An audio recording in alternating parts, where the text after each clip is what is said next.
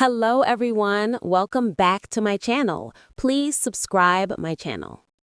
The silence in the specialist's office was a physical presence, thick and suffocating. Dr. Evans's words, post-viral dysautonomy, hung in the air, a complicated clinical key finally unlocking a year of unexplained torment. For Liam, the diagnosis wasn't a shock, it was a grim, long overdue validation.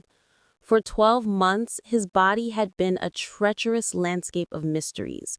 One moment, his heart would hammer against his ribs, as if trying to escape. The next, a wave of crushing fatigue would leave him stranded on the couch, his limbs filled with lead.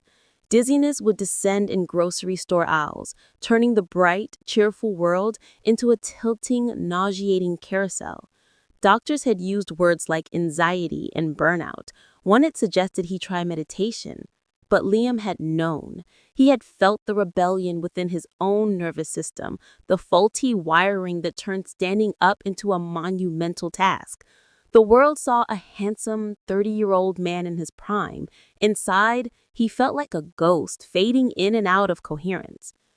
He didn't go home after the appointment. He drove to the old city park, the one with the wide, slow-moving river. He sat on his usual bench, the polished wood warm from the afternoon sun. This had been his spot for a decade, for reading, for thinking, for stilling a quiet lunch hour. Today, he just stared at the water, the diagnosis replaying in his mind. Chronic, incurable, manageable.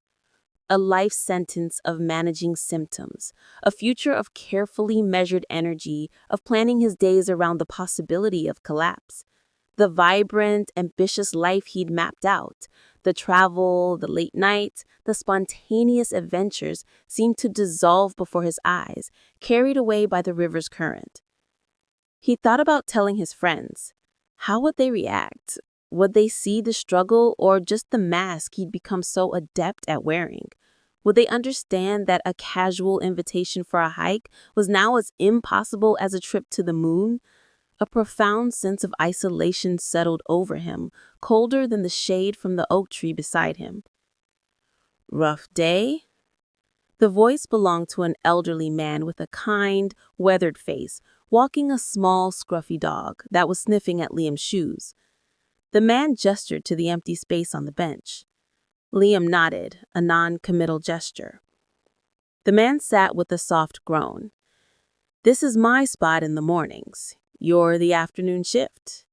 A faint smile touched Liam's lips. "Something like that." They sat in silence for a few moments, watching the river. The dog settled at the old man's feet with a contented sigh. "You know," the man said, his gaze still on the river. "This old river here, it doesn't always run fast. Some seasons it's a torrent. Others, it's just a trickle. But it's always the river. It finds a way to keep moving even when it's slow." He patted Liam's knee once, a simple, grandfatherly gesture, then stood up, whistling for his dog. "See you tomorrow, son." He watched him amble away, the little dog trotting faithfully at his heels. He looked back at the water. The man was right. It was different today than it had been last week after the rains. Slower, more deliberate, but it was still powerful. It was still carving its path, just at its own pace. The word manageable began to shift in his mind. It didn't have to mean less than. It could mean different. It could mean intentional. It could mean listening to the whispers of his body instead of waiting for it to scream. He pulled out his phone.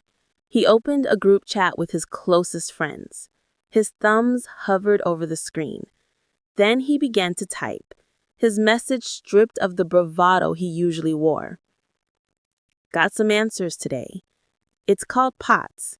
It's a long story, but it explains a lot. The hard part is my energy is like a phone battery that drains randomly. I might have to cancel plans sometimes, and it's not you, it's me, really." The responses came not in a flood of questions, but in a wave of quiet support. Thanks for telling us. Whatever you need, man. Game night at your place then, Loki? Liam put his phone away. The sun was lower now, casting long, golden shadows across the grass. The river continued its steady, unhurried flow. His life was not over, it was rerouting. He was learning the new, more intricate map of himself. He stood up, slowly, feeling the familiar lightheadedness rise and then subside. He took a deep breath and began the slow, deliberate walk back to his car. For the first time in a year, he wasn't fighting his body. He was just walking with it.